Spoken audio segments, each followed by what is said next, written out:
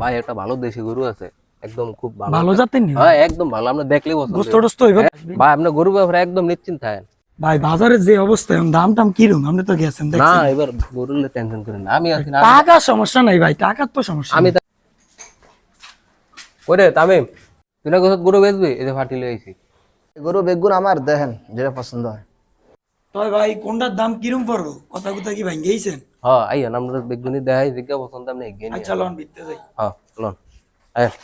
ভাই গরু কিন্তু সাদাটা পছন্দ হয়েছে ভাই। বড়টা দেখবি? হ্যাঁ আচ্ছা ঠিক আছে ল এই পাশে যাই। ভাই কি অবস্থা, এই সাদাটার দাম কেমন পড়বো? ভাই সাদাটাই তো, এটা 2,50,000। ভাই আর এই কি আমনেই চান নাকি এটা বেহারির মোয়েরই কথা? ভাই আপনারা আইসেন, আমি তো চাইছি গরু দুই হইলে ছেড়ে দিব। ও আচ্ছা ঠিক আছে। এ বেটা তুই বেশি বুঝাস, তুই কি গরু লস দিয়ে বেচবি? আমি কথা কইতে আসি না, আমি দেখতে আসি না, তোর লোক কি আমার এই কথা আসিল?